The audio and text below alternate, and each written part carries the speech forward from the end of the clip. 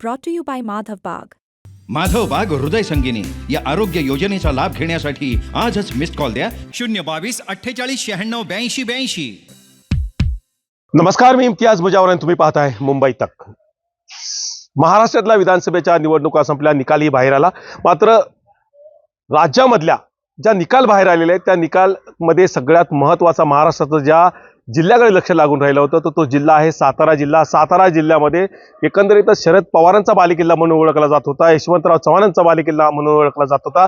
त्याच बालेकिल्ला भुईसपाट झालेला आणि या सातारा जिल्ह्यातल्या संपूर्ण 8 विधानसभा मतदारसंघामध्ये 8च्या 8 उमेदवार हे महायुतीचे निवडून आले. महाविकास आघाडीतले उमेदवार आणि बालेकिल्ला हा भुईसपाट झाला. त्यानंतर एकंदरीत संपूर्ण महाराष्ट्रात आता मंत्रिपदाचं मंत्रिमंडळ स्थापन करण्याच्या जोरदार या ठिकाणी सुरू झालेले आहे. एकंदरीत मुख्यमंत्री कोण, उपमुख्यमंत्री कोण आणि कोणाकोणाला महाराष्ट्रामध्ये मंत्रिपद मिळणार याची चर्चा सध्या संपूर्ण महाराष्ट्रभर जोर धरू लागलेली आहे. त्यातच पुणे, सांगली, सातारा, कोल्हापूर, सोलापूर यामध्ये देखील आता हालचाली जोरदार वाढू लागलेल्या आहेत. एकंदरीतच सातारा जिल्हा हा 8 विधानसभा मतदारसंघातला महायुतीचा बालेकिल्ला झालेला आहे आणि या 8 विधानसभा मतदारसंघामध्ये साताऱ्यातली जनता नेमकी काय म्हणत आहे, साताऱ्यातल्या जनतेच्या मनात नेमकं काय आहे. 8 विधानसभा मतदारसंघामध्ये जो इतिहास घडला आहे आजपर्यंतच्या 70 वर्षाच्या इतिहासामध्ये, तो इतिहास सुवर्ण अक्षरामध्ये लिहिला गेलेला आहे. कारण या सातारा जिल्ह्यातल्या शरद पवार राष्ट्रवादी काँग्रेसचा बालेकिल्ला नायनाट झालाय. आता या ठिकाणी महायुतीचा झेंडा रोला गेलाय. अर्थातच एकनाथ शिंदे, देवेंद्र फडणवीस, अजित पवार या तिन्ही गटाचे आमदार या सातारा जिल्ह्यात निवडून आले. आता हे आमदार निवडून आलेत, मात्र जोरदार रस्सीखेच सुरू आहे मंत्रिपदासाठी. सातारा जिल्ह्याच्या वाटेला किती मंत्रिपद आहेत आणि काय आवश्यकता आहे या मंत्रिपदाच्या संदर्भात आपण थेट जाणून घेणार आहोत. साताऱ्यातली जनता नेमकी काय म्हणते या संदर्भात आपल्या समवेत आहेत ना प्रतापगड सहकारी साखर कारखान्याचे चेअरमन सौरभ शिंदे. बाबा, मुंबई तक मध्ये आपलं स्वागत आहे. सातारा जिल्हा बालेकिल्ला हा राष्ट्रवादी काँग्रेस हा पूर्णतः भुईसपाट झालाय. महायुतीचे 8च्या 8 शून्य असं जागा निवडून आलेल्या आहेत. मंत्रिपदाची जोरदार रस्सीखेच सुरू आहे. कसं बघता तुम्ही याच्याकडे? महाराष्ट्र राज्याचा विधानसभेचा निकाल लागला आणि निकाल लागल्यानंतर महायुतीचं सरकार हे स्पष्टपणे महाराष्ट्राच्या जनतेने कौल दिलेला आहे आणि त्या अनुषंगाने पाहायला गेलं तर आपला सातारा जिल्हा आणि ह्या सातारा जिल्ह्यामधले 8 विधानसभा मतदारसंघ आहेत आणि ह्या 8 ठिकाणी महायुतीला कौल मिळालेला आहे. प्रामुख्याने त्यात बघायला गेलं तर 4 आमदार भाजपचे आहेत, 2 आमदार आपले राष्ट्रवादी अजित पवार गटाचे आहेत आणि 2 आमदार हे आपले एकनाथ शिंदे साहेब शिवसेना गटाचे आहेत. आणि अशा प्रकारे आकडेवारी असताना भारतीय जनता पार्टीचे 4 आमदार असताना पालकमंत्री पद असेल, मंत्रीपद असेल, ह्यासाठी जसं भारतीय जनता पार्टी इच्छुक आहे त्याच पद्धतीने प्रत्येक पक्षाच्या कार्यकर्त्यांना वाटत असतं की आपल्या पक्षातल्या नेत्याला तिथं मंत्रिपद मिळावं, तिथं काम करायची संधी मिळावी. त्याच पद्धतीने भारतीय जनता पार्टीचे आम्ही कार्यकर्ते म्हणून ज्या पद्धतीने तालुक्याने पहिल्यांदा 4 आमदार हे भारतीय जनता पार्टीचे या जिल्ह्यामध्ये निवडून दिलेले आहेत, त्या अनुषंगाने आम्ही कार्यकर्ता म्हणून आमची मागणी आहे की आमचे नेते शिवेंद्रराजे भोसले असतील यांना राज्याच्या ह्या राजकारणामध्ये काम करायची संधी मिळावी, जिल्ह्याचं पालकमंत्री पद मिळावं आणि कॅबिनेट दर्जाचं मंत्रिपद मिळावं. आणि बाकीच्यांनी सुद्धा मागणी करणं ही रास्त आहे. ज्या पद्धतीने पुण्यामध्ये असेल, सांगलीमध्ये असेल, आपल्या कोल्हापूरमध्ये असेल, ह्याच्या अगोदर सुद्धा अनेक मंत्रिपद 1 पेक्षा जास्त 2 असतील, 3 असतील ही दिली गेलेली आहेत. त्या पद्धतीने बाकीच्यांनी सुद्धा मागणी करणं रास्त आहे. शेवटी हा विषय आता राज्य पातळीच्या नेतृत्वांनी घेणे आहे. परंतु भारतीय जनता पार्टीला आणि इतर सर्व पक्षांना शिवेंद्रराजेंना मंत्रिपद का मिळावं? शिवेंद्रराजेंची आता ही 5वी टर्म आहे. गेले अनेक वर्षांपासून जिल्ह्याच्या राजकारणामध्ये बाबाराजे काम करत आहेत. किंबहुना सातारा जावळी मतदारसंघ सोडला तर जिल्ह्याच्या ठिकाणी सुद्धा जिल्हा बँक असेल, 2 कारखाने ते चालवत आहेत, सूतगिरणी असेल, अनेक संस्थात्मक राजकारण ते करत आहेत, समाजकारण करत आहेत आणि आपल्या छत्रपती घराण्याचा कुठंतरी सन्मान हा महायुतीच्या सरकारने करावा आणि त्यांना मंत्रिपद मिळावं एवढी इच्छा आमच्या सगळ्या कार्यकर्त्यांची आहे. नक्कीच छत्रपती घराण्याचा सन्मान महाराष्ट्र राज्याने करावा अशी मागणी एकंदरीतच जावळी साताऱ्यातून होत आहे आणि त्यामुळे शिवेंद्रसिंहराजे भोसले यांना पालकमंत्री याचं कॅबिनेट मंत्रीचा दर्जा मिळावा असं या ठिकाणी सूर निघत आहे. आपल्या समेत आहेत शिवसेनेचे जिल्हा प्रमुख शिंदे गटाचे संदीप पवार. संदीपजी, तुमचा शिंदे गटाचा 2 आमदार निवडून गेलेले आहेत सातारा जिल्ह्यातनं.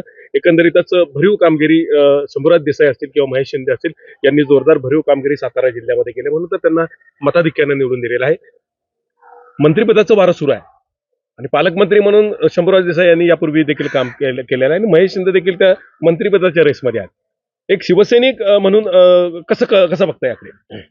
प्रथमतः मी सातारा जिल्ह्यातील सर्व मतदारांचे स्नेहस्न अभिनंदन करतो की ज्यांनी कधी नव्हे ते साताऱ्यातल्या विधानसभेला 8च्या 8 सीटा महायुतीला निवडून दिल्या आणि इथून काँग्रेसचं अगदी नेस्ताभूत केलं की कित्येक वर्ष हा चाललेला प्रयत्न आज हे झाला. मंत्रिपदाच्या अनुषंगानं जर विचार केला, सातारा जिल्ह्यामध्ये जसा विकास झाला असं दिसतं तसं इतका विकास झालेला नाहीये. 60 वर्ष झाली सातारा जिल्ह्यामध्ये प्रचंड बॅकलॉग तसाच अजून बाकी आहे. हा बॅकलॉग भरून काढण्याकरता सातारा जिल्ह्यात जास्तीत जास्त मंत्रिपदं येणं गरजेचं आहे. सन्माननीय शंभूराज देसाई साहेबांनी महाराष्ट्राचे मुख्यमंत्री एकनाथजी शिंदे साहेब यांच्या माध्यमातून ज्यावेळेला पालकमंत्रीपद भूषवलं त्यावेळेला सातारा जिल्ह्यामध्ये प्रचंड प्रमाणामध्ये साधारण 2500 कोटीचा निधी आणला. हा थोडाफार प्रमाणात सातारा जिल्ह्याचा बॅकलॉग भरून निघाला, पण हा बॅकलॉग भरून करण्याकरता जास्तीत जास्त मंत्रिपदं आम्हाला खात्री आहे की सातारा जिल्ह्याचे सन्माननीय सुपुत्र एकनाथजी शिंदे साहेब शंभूराज देसाई यांना मंत्रिपदाची संधी निश्चितच देतील. कॅबिनेट मंत्र्याची कधीच विकास झाला नाही असं म्हणतात. इतक्या प्रमाणात झालेला नाहीये जो समाजामध्ये दिसतोय, जो महाराष्ट्रामध्ये दिसतोय की पश्चिम महाराष्ट्रामध्ये प्रचंड विकास झालेला आहे, असा विकास झालेला नाहीये. सातारा जिल्ह्यातली भौगोलिक परिस्थिती अत्यंत विचित्र अशी आहे की जिथं अजून वाड्या वस्त्यावर रस्ते पोचलेले नाहीयेत. की हा रस्ते पोचणं, विकास होणं, MIDC सारखे प्रोजेक्ट मोठे आणणं, स्थानिक आमदार मागतात, मंत्रिमंडळाकडे मागतात वगैरे, पण त्यांना मर्यादा पडतात. जर इथं मंत्रिपद असेल तर ते नाहीये जो समाजामध्ये दिसतोय, जो महाराष्ट्रामध्ये दिसतोय की पश्चिम महाराष्ट्रामध्ये प्रचंड विकास झालेला आहे, असा विकास झालेला नाहीये. सातारा जिल्ह्यातली भौगोलिक परिस्थिती अत्यंत विचित्र अशी आहे की जिथं अजून वाड्या वस्त्यावर रस्ते पोचलेले नाहीयेत. की हा रस्ते पोचणं, विकास होणं, MIDC सारखे प्रोजेक्ट मोठे आणणं, स्थानिक आमदार मागतात, मंत्रिमंडळाकडे मागतात वगैरे, पण त्यांना मर्यादा पडतात. जर इथं मंत्रिपद असेल तर ते देण्याच्या भूमिकेत राहतील. त्याच्यामुळे हा बॅकलॉग आहे तो बाकी जसा सांगलीमध्ये विकास झालाय, पुण्यामध्ये विकास झालाय, कोल्हापूरमध्ये विकास झालाय, दुर्दैवाने सातारामध्ये हा विकास झालेला नाही. किती मंत्रिपद साताऱ्यामध्ये हवे? साधारण सातारमध्ये प्रत्येक पक्षाला एक मंत्रिपद द्यायला काहीच हरकत नाहीये. 8 मंत्रिपद साताऱ्यामध्ये मिळाले. प्रत्येक पक्षाला एक मंत्रिपद द्यायला काहीच हरकत नाही, म्हणजे साधारण 3 मंत्रिपद द्यायला काहीच हरकत नाहीये, जेणेकरून सगळा समतोल साधला जाईल आणि सगळा सातारा जिल्ह्याचा जो राहिलेला बॅकलॉग आहे तो भरून निघेल. आणि ही सगळी साताऱ्यातल्या लोकांची ही इच्छा आहे की हा बॅकलॉग भरून निघाला पाहिजे की जो कित्येक वर्ष हा पेंडिंग पडलेला आहे. तो नक्कीच अत्यंत महत्वाची मागणी या शिंदे गटातील उपप्रमुख संदीप पवार यांनी केलेली की प्रत्येक पक्षाला एक मंत्रिपद दिलं म्हणजेच अर्थात तिन्ही पक्षातले महायुतीचे आमदार मेजॉरिटीने निवडून दिले, त्यामुळे 3 मंत्रिपदाची मागणी या ठिकाणी केलेली. आपण थेट दुसरीकडे जाणार आहोत. मुंबई तकमध्ये आपलं स्वागत आहे. 8 महायुतीच्या जागा निवडून आलेल्या आहेत. सातारा जिल्ह्यामध्ये उदयनराजे भोसले खासदार आहेत आणि उदयनराजे भोसले खासदारकीला भाजप पक्षाकडून मोठ्या मताधिक्याने त्याने निवडून आले होते. उदयनराजेंचा करिश्मा संपूर्ण सातारा जिल्ह्यामध्ये चालला म्हणूनच 8 जागा निवडून आल्या असं बोललं जात आहे, काय सांगा? सातारा जिल्ह्याची ओळख ऐतिहासिक सातारा जिल्हा म्हणूनच आहे. त्याच्यामध्ये छत्रपती शिवाजी महाराजांच्या स्वराज्याच्या स्थापनेमध्ये सातारा जिल्ह्यानं खूप मोठं योगदान दिलं आणि साताऱ्याची ओळख स्वराज्याची राजधानी अशीच राहिलेली आहे. स्वातंत्र्याच्या कालखंडामध्ये, स्वातंत्र्य चळवळीमध्ये सुद्धा सातारा जिल्ह्याने खूप मोठं योगदान दिलं. सातारा जिल्हा हा नेहमीच जी परिस्थिती असेल त्या परिस्थितीमध्ये महाराष्ट्राचं आणि देशाचं नेतृत्व करत आलेला आहे, मग ते राजकीय असो किंवा सामाजिक असो. आत्ताच्या परिस्थितीमध्ये संपूर्ण देशामध्ये मोदीजींच्या विचारांचं जे वारं सुरू आहे आणि भारत एक विश्वगुरू म्हणून पुढे येतोय, अशा वेळेला सातारा जिल्ह्यातल्या तरुणांनी आणि जनतेनं प्रवाहाबरोबर जायचा निर्णय घेतला, या विचाराबरोबर जायचा निर्णय घेतला आणि पूर्णपणे या जिल्ह्यामध्ये सामान्य माणसानं निवडणूक हातामध्ये घेऊन 8ही उमेदवार महायुतीचे या ठिकाणी विजयी केले. आता या पार्श्वभूमीमध्ये या राजकीय पक्षांची किंवा बनणाऱ्या सरकारची ही निश्चितपणाने जबाबदारी राहील की या जिल्ह्यामधल्या जास्तीत जास्त लोकांना सत्तेमध्ये सहभागी करून घेणं, जास्तीत जास्त आमदारांना सत्तेमध्ये सहभागी करून घेणं. त्याचबरोबर या महायुतीचे जे कार्यकर्ते आहेत त्या कार्यकर्त्यांना सुद्धा जास्तीत जास्त सत्तेमध्ये सहभागी करून घेतले पाहिजेत. माझा प्रश्न कारण- उदयनराजे भोसले यांच्यामुळे 8 उमेदवार निवडून आलेले आहेत. त्याच्यामध्ये जी भूमिका भारतीय जनता पक्ष आणि श्रीमंत छत्रपती उदयनराजे भोसले असतील, श्रीमंत छत्रपती शिवेंद्रराजे भोसले असतील यांनी जी घेतलेली आहे त्याच्यामध्ये केंद्र सरकारच्या ज्या भूमिका असतील, राज्य सरकारच्या ज्या भूमिका असतील, त्यांची जी धोरणं असतील ती धोरणं या जिल्ह्यातल्या सर्वसामान्य लोकांच्या पर्यंत पोहोचवण्यामध्ये गेल्या 2.5 वर्षामध्ये जे यश मिळालं त्या यशाचा परिणाम म्हणून उदयनराजेंचाही लोकसभेला फार चांगल्या पद्धतीने विजय झाला. 70 वर्षामध्ये पहिल्यांदा या विचारसरणीचा खासदार, हिंदुत्ववादी विचारसरणीचा खासदार सातारा जिल्ह्याला बघायला मिळाला. आणि उदयनराजेंनी परत लोकसभा निवडणुकीनंतर ज्या पद्धतीचं राजकारण केलं, ध्रुवीकरण केलं, राजकीय ध्रुवीकरण केलं, प्रचार केला, त्या सगळ्याचा परिणाम म्हणून आज सातारा जिल्ह्यामध्ये 8ही आमदार हे महायुतीचे आलेले आहेत. आणि आम्हाला अपेक्षा आहे की शिवेंद्रराजेंचा सारखा एक सुशिक्षित, सुसंस्कृत आणि निष्कलंक आमदार, चारित्र्यसंपन्न आमदार या सातारा जिल्हा मतदारांनी निवडून दिलेला आहे. आणि त्यांच्या नेतृत्वाखाली जर त्यांना मंत्रिपदाची, चांगल्या खात्याची संधी मिळाली तर सातारा जिल्ह्याचा विकास पूर्णपणे आणि सर्वांगीण विकास होईल. त्याच्यामध्ये केंद्र सरकारच्या ज्या काही योजना असतील, मेक इन इंडिया असेल, स्टार्टअप उदयनराजे यांनी देवेंद्र फडणवीस यांना, अतुल भोसले, त्याचबरोबर शिवेंद्रराजे, मनोज घोरपडे या तिघांना एकत्रित घेऊन त्यांना भेट घालून दिली. म्हणजे उदयनराजेंच्या मनातले हे 3 मंत्रिपद आहेत का काय? नाही, उदयनराजेंचं मनामध्ये पूर्णपणे शिवेंद्रराजेंनाच मंत्रिपद मिळावं ही त्यांची भूमिका त्यांनी जाहीरपणे घेतलेली आहे. त्याच्यामध्ये शिवेंद्रराजेंचा गेली 4 व 20 वर्ष असणारा आमदारकीचा अनुभव, त्यामध्ये असणाऱ्या प्रशासनामध्ये असणारे त्यांचं वजन किंवा त्या प्रशासनामध्ये असणारा त्यांचा अभ्यास, या सगळ्याचा विचार करता उदयनराजेंची भूमिका स्पष्ट आहे की हे सगळे बाकीचे आहेत ते हुशार आहेत, परंतु त्यांना अजून आमदारकीची नवीन टर्म आहे त्यांची. तर त्या सगळ्या पार्श्वभूमीवर बघितलं तर शिवेंद्रराजेच मंत्री झाले. नक्कीच उदयनराजे भोसले हे पूर्णतः 8 विधानसभा मतदारसंघामध्ये पूर्णतः त्यांनी प्रचाराची जोरदार रणधुमाळी त्या ठिकाणी केली. प्रत्येक उमेदवाराच्या कॅम्पेनिंगसाठी उदयनराजे भोसले त्या ठिकाणी होते आणि शरद पवार एकीकडे, उदयनराजे एकीकडे. त्यामुळे उदयनराजे यांचीच हवा पूर्णतः या साताऱ्यातल्या 8 विधानसभा मतदारांमध्ये चालली, असं एकंदरीत चित्र समोर आलं. आपण थेट जाणून घेणार आहोत की एकंदरीत सातारा जिल्ह्यातल्या 8 विधानसभा मतदारसंघामध्ये मंत्रिपदासाठी रस्सीखेच सुरू आहे. 3 मंत्रिपदाची तर मागणी ऑलरेडी झालेली आहे, पण ती मंत्रिपद मिळाल्यानंतर नेमकं काय सातारचा विकास होऊ शकतो? मुळात हा जिल्हा धरणाचा जिल्हा आहे. धरणाची काय कामं अपुरे आहेत आणि जर आपण बारकाईने विचार केला, सहकारमध्ये सुद्धा बरंचसं काम अपुरं आहे.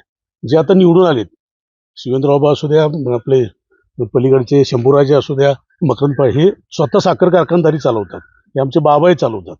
तर परिस्थिती अशी आहे की ह्या साखर कारखानदारी आणि धरणाचे प्रश्न, पाण्याचे प्रश्न, याला केंद्राची मदत लागते. यासाठी उदयन महाराज आहेत.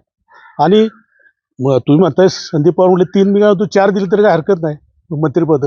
जेव्हा तुम्हाला पूर्ण जिल्हा तुमच्या पाठीमागा आहे आणि विकास करायचा आहे, केंद्राची मदत पाहिजे. आणि याच्यासाठी मी बाबांच्या बाबतीत एक सांगितलं, ते इथले आमदार आहेत म्हणून की सर्वसामान्य माणसापर्यंत जाण्याची त्यांची जी कला आहे, ती स्वतःला कधी राजे समजत नाही. तर मी जनतेचा राजा आहे आणि त्यांना पूर्ण अनुभव आहे, सहकारातला अनुभव आहे, राजकारणातला अनुभव आहे आणि राजघराण्यातले आहेत. तर त्यांना जर मंत्रिपद दिलंच तर अत्यंत आनंदाची तिकडे जयकुमार गोरे हे 4 वेळा भाजपमध्ये निवडून आलेले, त्यांनी मंत्रिपदाचा क्लेम केलेला आहे.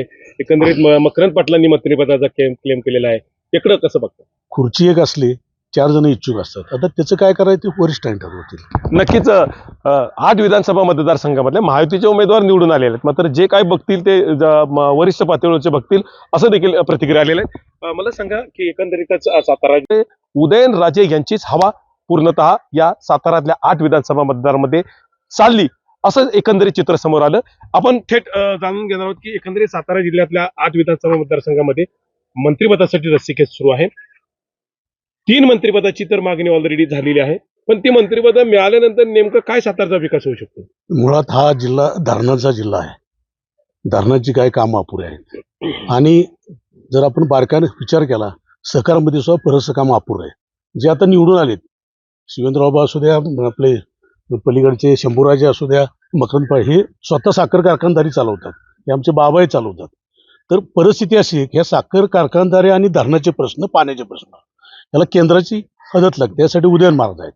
आणि तुम्ही म्हणताय संदीप पवार म्हणले 3 मिळाले, तू 4 दिली तरी काय हरकत नाही मंत्रिपद, जेव्हा तुम्हाला पूर्ण जिल्हा तुमच्या पाठीमागं आहे आणि विकास करायचा आहे, केंद्राची मदत पाहिजे. आणि याच्यासाठी मी बाबांच्या बाबतीत एक सांगितलं, ते इथले आमदार आहेत म्हणून, की सर्वसामान्य माणसापर्यंत जाण्याची त्यांची जी कला आहे, ती स्वतःला कधी राजे समजत नाही, तर मी जनतेचा राजा आहे आणि त्यांना पूर्ण अनुभव आहे, सहकारातला अनुभव आहे, राजकारणातला अनुभव आहे आणि राजघराण्यातले आहेत.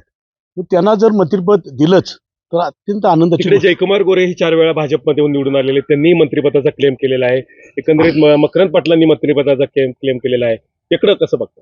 खुर्ची एक असली 4 जण इच्छुक असतात. आता त्याचं काय करायचं ते वरिष्ठांनी ठरवतील. नक्कीच 8 विधानसभा मतदारसंघामध्ये महायुतीचे उमेदवार निवडून आलेले आहेत, मात्र जे काय बघतील ते वरिष्ठ पातळीवरचे बघतील असं देखील प्रतिक्रिया आलेल्या आहेत. मला सांगा की एकंदरीतच सातारा जिल्हा हा पूर्णतः यशवंत विचाराचा होता, शरद पवार विचारांचा होता. सातारा गेला म्हटलं तो आता पूर्णतः महायुतीच्या कडे गेले नाही, पूर्णतः हा बालेकिल्लाच नष्ट झालेला आहे.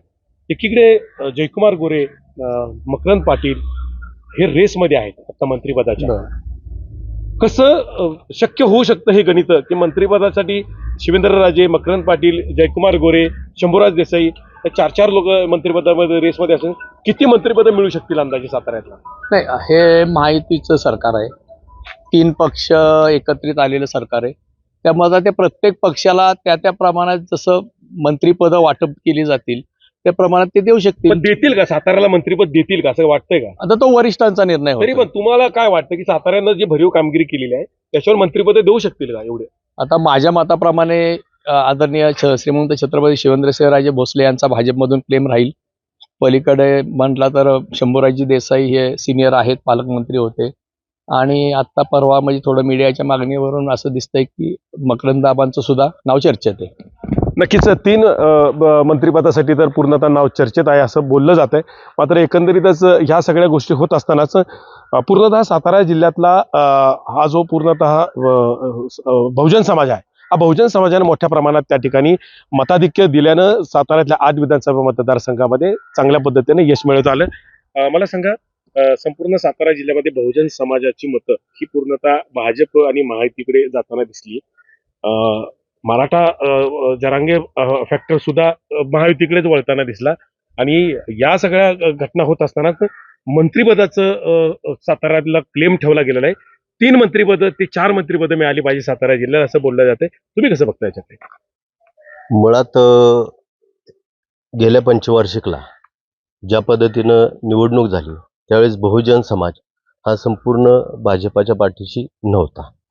आज ह्यावेळेस पूर्णतः असं झालेलं आहे, दोन्ही राजे आणि त्या राजांची भूमिका बहुजन समाजाला पटली आणि ह्या भूमिकेमुळे संपूर्ण बहुजन समाज हा 8ही विधानसभा मतदारसंघामध्ये संपूर्ण भाजपा, शिवसेना असेल, राष्ट्रवादी काँग्रेस असेल यांच्या पाठीशी राहिला.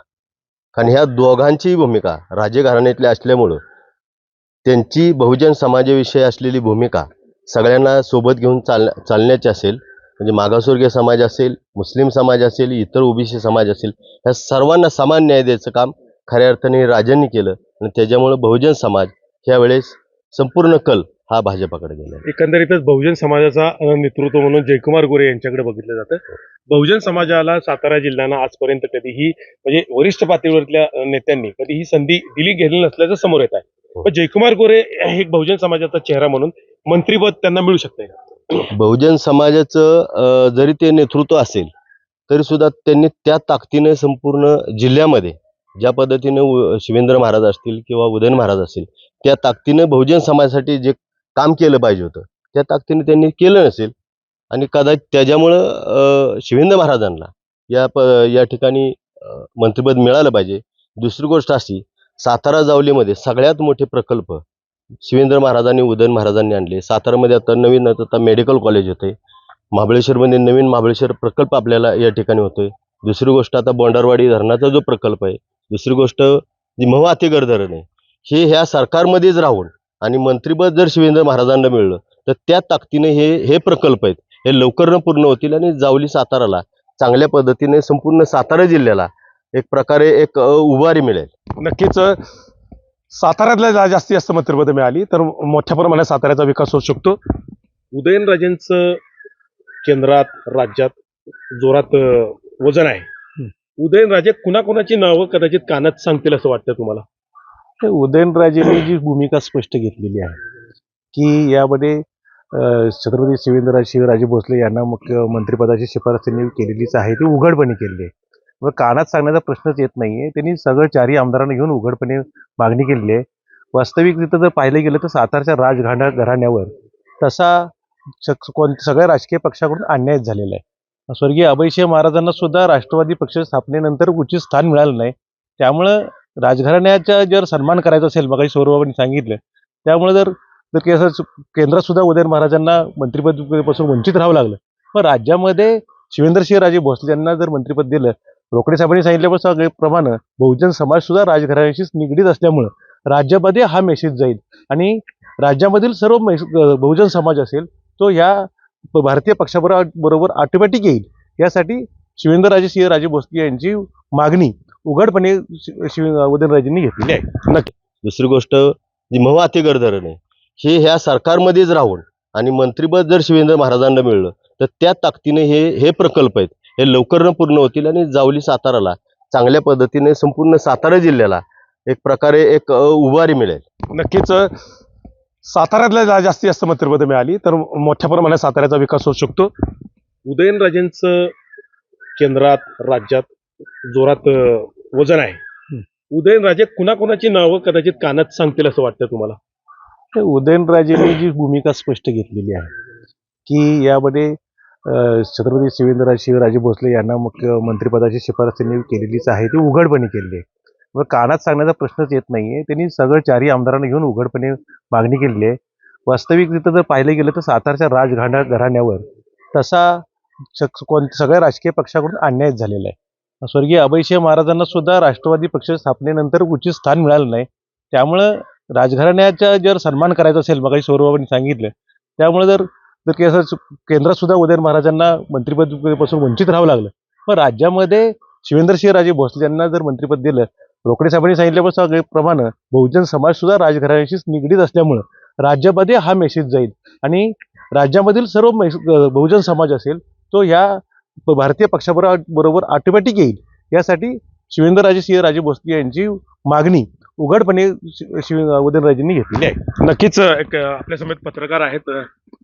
8 विधानसभा मतदारसंघात आहे. मंत्रिपदाची रेसमध्ये मोठ्या प्रमाणात चुरस आहे. किती मंत्रिपदं मिळाली पाहिजे थोडक्यात सांगा. जी एकतर वस्तुस्थिती अशी आहे की सातारा जिल्ह्यात प्रथमतः पहिल्यांदाच 8च्या 8 उमेदवार हे महायुतीचे निवडून आलेले आहेत.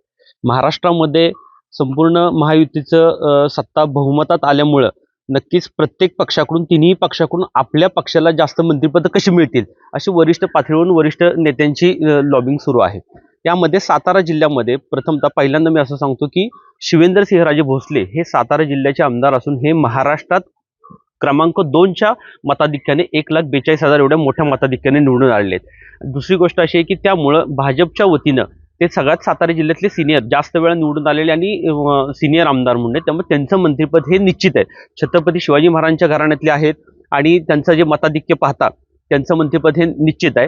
दुसरीकडून शंभूराज देसाई हे सुद्धा या जिल्ह्याचे पालकमंत्री राहिलेले आहेत. त्यामुळं एकनाथ शिंदे गटाकडून त्यांचं मंत्रिपद निश्चित मानलं जात आहे. मकरंद पाटलांची ही मागणी आहे. परंतु काही गोष्टींचा आपल्याला हाही विचार करायला लागेल की नुकत्याच 4 महिन्यापूर्वी झालेल्या ह्याच्यामध्ये त्यांचे बंधू नितीन पाटील यांना खासदारकी दिलेली होती. त्याचप्रमाणे जशी जयकुमार गोरेंची सुद्धा मंत्रिपदासाठी नाव चर्चेत आहे. पण शेखर गोरे त्यांचे बंधू जे आता ऐन निवडणुकीच्या वेळेस त्यांच्या पक्षात आले होते आणि काही देवेंद्र फडणवीसांनी निकाल जाहीर झाल्यानंतर सांगितलं होतं की त्यांना विधिमंडळात काम करण्याची संधी दिली जाईल.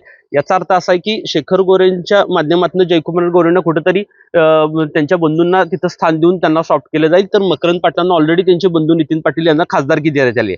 त्यामुळे ह्या 2 मंत्रिपद जे आहेत हे कदाचित पहिल्या टप्प्यात नाही पण नंतरच्या टप्प्यात होतील. पण पहिल्या टप्प्यात जर मंत्रिपद असेल तर शिवेंद्रसिंहराजे भोसले आणि शंभूराज देसाई ही 2 नावं सातारा जिल्ह्यातून 100% निश्चित होती. नक्कीच सातारा जिल्ह्यातला हा संपूर्ण कौल आहे तो मंत्रिपदाचा आहे. शिवेंद्रसिंहराजे भोसले त्याचबरोबर साताऱ्यातनं शंभूराज देसाई यांचं देखील मंत्रिपदासाठी पूर्णतः क्लेम ठेवला जातोय. एकंदरीतच सातारा जिल्ह्यातल्या मनोज घोरपडेचे माजी सहकार मंत्री यांना देखील त्यांनी पराभूत केलं होतं.